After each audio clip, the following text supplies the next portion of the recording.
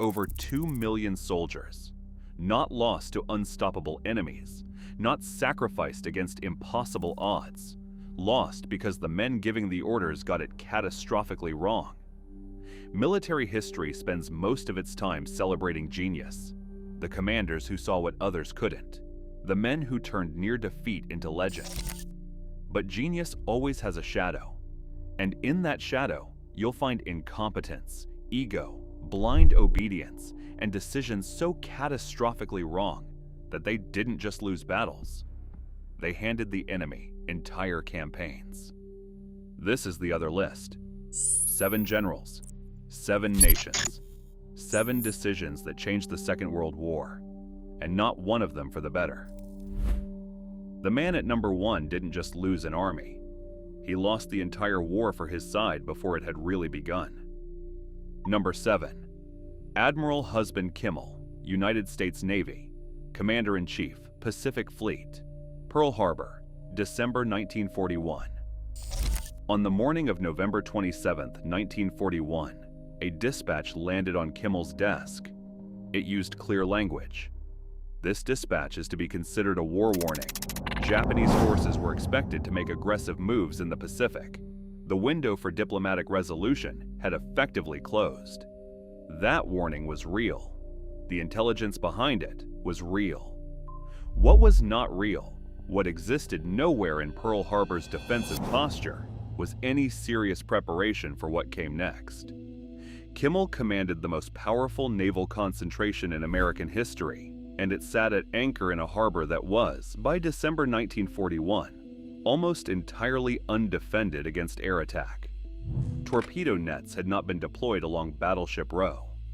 Aircraft were parked wingtip to wingtip on Ford Island and Hickam Field, lined up as though waiting to be destroyed.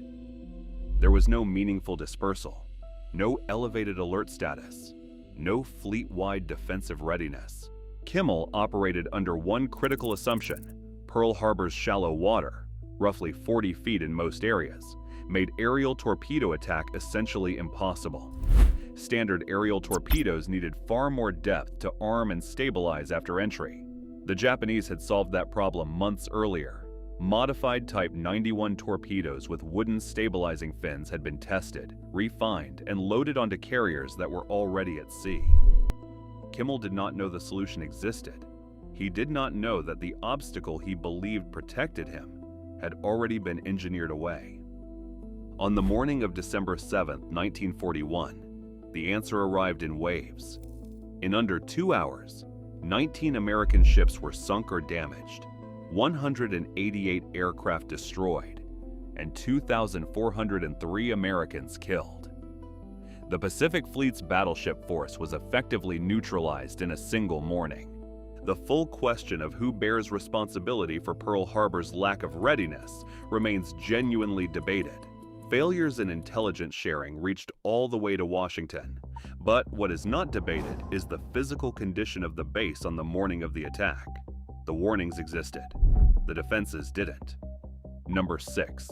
Luigi Cadorna, Chief of Staff of the Italian Army, the Isonzo River, 1915 to 1917. There is a particular kind of military failure that does not come from a single bad decision. It comes from making the same bad decision 11 times in a row. The Isonzo River runs along what was, in the First World War, the border between Italy and the Austro-Hungarian Empire. On the Italian side, flat, exposed ground offering almost no cover. On the Austrian side, commanding heights, fortified positions, and machine gun nests built into the karst limestone that made the terrain a natural fortress. The river itself was fast and difficult to cross under fire. The only logical conclusion, looking at that geography, was that a frontal assault across it was close to suicidal. Cadorna launched 11 of them. Between 1915 and 1917, Italian forces crossed that river again and again, assaulting the same Austrian positions that had stopped them the last time, along the same narrow front, with the same basic tactical approach. No meaningful flanking, no operational deception, no logistical surprise, just attrition. The belief that if you pressed long enough and hard enough, the fortified heights would eventually break. Approximately 300,000 Italian casualties later, the Austro-Hungarian positions above the Isonzo were still largely intact. When his own soldiers began to crack under the conditions, the exposure, the losses, the repetition of futile assaults, Cadorna's response was to reintroduce decimation. The execution of soldiers selected by lot as punishment for units deemed to have performed inadequately. The policy had last seen serious use in ancient Rome. Cadorna applied it in a 20th century industrial war. It did not improve battlefield performance. It confirmed what the Italian army already understood about the man commanding it. If Cadorna represents pure attrition, blindness, the refusal to adapt to a reality the battlefield was demonstrating every single day, the next man on this list represents something more dangerous. He could see the problem clearly. He chose to ignore it anyway. Number 5. Semyon Budyonny, Commander, Soviet Southwest Direction, Ukraine, summer and autumn of 1941. Operation Barbarossa had been running for 2 months when the full scale of the strategic disaster in Ukraine became clear. German Army Group Center, having already driven deep into Soviet territory toward Moscow, pivoted south. Guderian's armored forces swung down from the north. Simultaneously, Army Group South was pushing north and east through Ukraine. Between these two thrusts, the Soviet Southwest Front, an enormous concentration of men, equipment, and materiel centered on Kiev, was being encircled. The Dnieper River ran behind them. The escape routes were closing from both directions. Georgy Zhukov saw it and said so. He went to Stalin personally and argued that Kiev had to be abandoned, that the forces had to pull back before the pocket sealed. Stalin refused. Zhukov was removed from his post as chief of staff for saying so. But the military logic was unambiguous. The ring was closing, and the window to save those armies was measured in days. Budyonny commanded those forces. He had built his reputation during the Russian Civil War as a cavalry commander, and Stalin trusted him completely. That trust flowed in both directions. Budyonny wanted to give Stalin exactly what Stalin demanded, which was Kiev held at all costs. Kiev was a political symbol, the capital of Soviet Ukraine, and an industrial center the regime could not afford to be seen abandoning. And so Budyonny held. By September 19, 1941, the pocket had fully closed. The German pincers had met east of Kiev, the Dnieper at their backs, the retreat roads cut, the armies trapped. Over 600,000 Soviet soldiers were killed, wounded, or captured. It remains the largest military encirclement in recorded history. Budyonny was relieved of command shortly afterward, but the armies he had refused to save were already gone. Budyonny obeyed the wrong man. The next entry on this list obeyed only himself. Number 4. General Mark Clark, Commander, U.S. Fifth Army, Italy, May and June of 1944. Operation Diadem had broken the German winter line. By late May 1944, German forces under General von Vietinghoff were falling back northward through the Liri Valley, and the Allied breakout from the Anzio beachhead had finally succeeded. Field Marshal Alexander's orders to Clark were unambiguous: push northeast toward Valmontone, cut Highway 6, and close the trap on the retreating German 10th Army. If Clark's forces reached Valmontone in strength, that army had no road north. The Italian campaign could change overnight. Clark redirected his army northwest, toward Rome. His own diary makes the reasoning explicit. Clark wanted to be the general who liberated the Eternal City. He feared British forces advancing on a parallel axis might get there first. A token force was dispatched toward Valmontone, enough to say the objective had been acknowledged, not nearly enough to seal the gap. The German 10th Army read the situation quickly. They streamed north through the Valmontone corridor, largely intact, and escaped the encirclement that had been within reach. Clark entered Rome on June 4, 1944. 2 days later, the Allied landings at Normandy consumed every headline on Earth. His moment lasted approximately 48 hours. The forces he had allowed to escape regrouped north of Rome and continued fighting. The Italian campaign ground on for another year.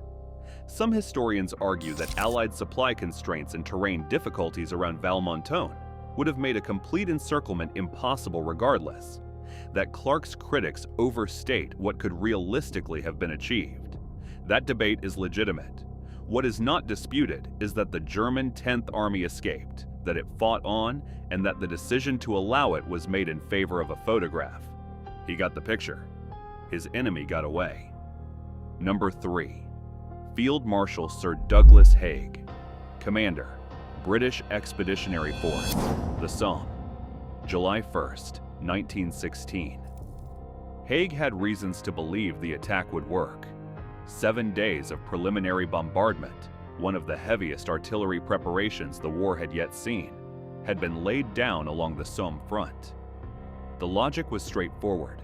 The German wire would be cut, the forward positions destroyed, the defenders shattered. British infantry could advance across no man's land at a steady pace, occupy the ruined positions, and breach the defensive line before the Germans could respond. What Haig did not adequately account for was what was 30 feet underground. German defensive doctrine had evolved over 2 years of war. Their troops sheltered in deep dugouts carved into the chalk, reinforced shelters that could withstand the bombardment above them. The artillery hammered the surface for a week. The German soldiers waited beneath it. When the guns lifted on the morning of July 1st, 1916, those soldiers climbed out, set up their machine guns, and looked out at British infantry walking toward them across open ground. Much of the wire had not been cut. The positions had not been destroyed. The battle went almost exactly the wrong way. 57,470 British casualties in a single day, 19,240 killed. The bloodiest day in British military history.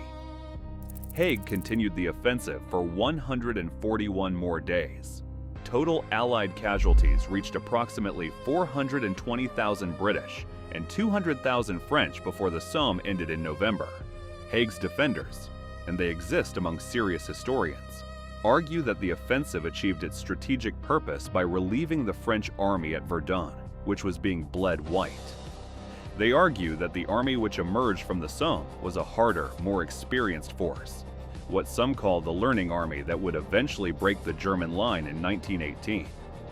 That debate is genuine and worth having. But whatever the strategic arithmetic ultimately shows, 57,000 men on the first morning cannot be argued away. If Haig represents the devastating cost of a flawed plan, number 2 represents something different. Number 2 had the right answer. He knew it, and he chose not to act on it. Number 2, Field Marshal Friedrich Paulus, Commander, German 6th Army, Stalingrad. Winter 1942 to 1943. Operation Uranus had worked with brutal precision. In November 1942, Soviet forces swept around both flanks of the German salient at Stalingrad, from the north and from the south, meeting east of the city and sealing a pocket around the German 6th Army and portions of the 4th Panzer Army. Roughly 250,000 Axis troops were now encircled. The Soviet ring was new, thinly stretched in places, and not yet fully consolidated. Several senior German commanders, including Field Marshal von Manstein, argued that a breakout was possible, that the 6th Army had the fuel and fighting strength to punch through the encirclement and link with relief forces if it moved quickly. Hitler ordered the 6th Army to hold. Stalingrad was a fortress. Göring promised the Luftwaffe could supply the trapped army by air, 300 tons per day, he told Hitler. The actual average delivered fell under 100. The army began to starve. Temperatures dropped to -30. Soldiers broke apart equipment for firewood. Operation Winter Storm, Manstein's relief attempt, drove to within roughly 35 miles of the pocket's southern edge in December 1942. Inside the encirclement, there was still enough fuel for a breakout attempt toward that corridor. Paulus requested permission to move. Hitler refused. Paulus did not move. Manstein's column stalled and was forced back. By January 1943, the fuel was gone. The window had closed permanently. How forcefully Paulus pushed back against Hitler's orders remains debated. His communications from inside the pocket show a man who understood the situation with complete clarity. What he did not do was act without permission. And in a situation where acting without permission was the only thing that might have saved 250,000 men, that distinction matters enormously. On February 2nd, 1943, Paulus surrendered. 91,000 German soldiers marched into Soviet captivity. Fewer than 6,000 would ever return home.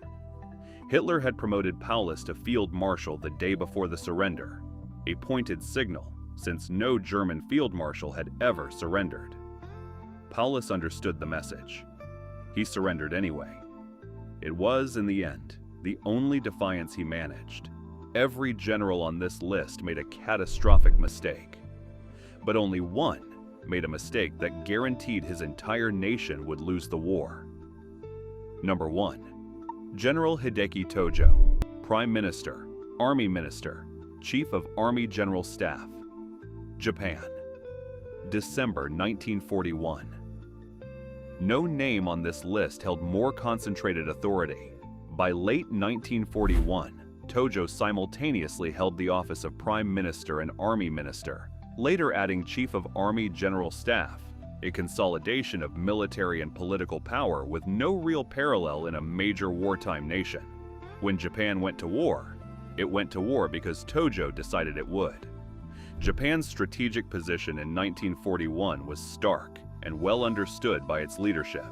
The country was almost entirely dependent on American and Western imports for the oil, steel, and raw materials its military required. The embargo imposed by the United States in July 1941 had started a countdown. At current consumption rates, Japan had roughly 18 months of fuel. After that, the military machine stopped. The options narrowed to negotiation, which required significant concessions in China, or war.